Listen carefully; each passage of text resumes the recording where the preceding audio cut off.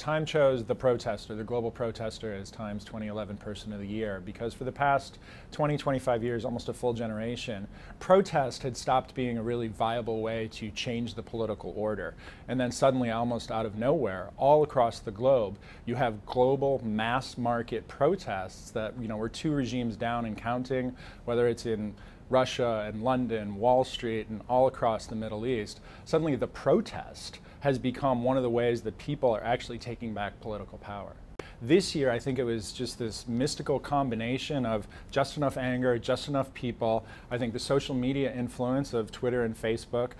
brought together a communication nexus, and after 40 years of oppression in the Middle East, various countries just started seeing that the power of people could impact. It started in Tunisia, it moved to Libya and Egypt, and then one of the most interesting things that we've seen is this global protest is not a unified movement by any stretch. The people who are occupying Wall Street have a very different agenda than those in Egypt and Libya, and the people who are now in Moscow's Red Square have a very different agenda than even people in Wall Street. But what they have in common is that they're communicating with each other about how to do this. And we've seen over and over in our reporting that people in Egypt said, I wouldn't be here if I weren't inspired by Tunisia. And then almost more importantly, or inspiring in some ways, is the people who are at Occupy Wall Street say, we wouldn't be here in Zuccotti Park if it weren't for what we were seeing going on in Egypt. So I think there is a communality to it.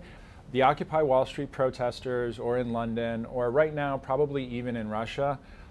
what's at stake for them, including life and limb, is not even close to what's happening in most of the Middle Eastern countries, where Egypt and Libya and Tunisia, and where they're trying to take down governments against oppressive regimes, they're putting their life and limb at risk every day. So we did want to get across the concept that for most of these protesters, this is very serious, dangerous business, and they're putting their life and limb at risk, which is why I think we went towards a more of a serious and gritty and almost shocking image, because we wanted to remind people, and I guess especially Americans, that while there is a global protest movement, in other parts of the world, it's much higher stakes. Because of the success of the protests this year, that at least for the time being, governments and people in power are going to have to pay very serious attention to public protesters in a way that for the past couple of decades they had been irrelevant or marginalized. I think that the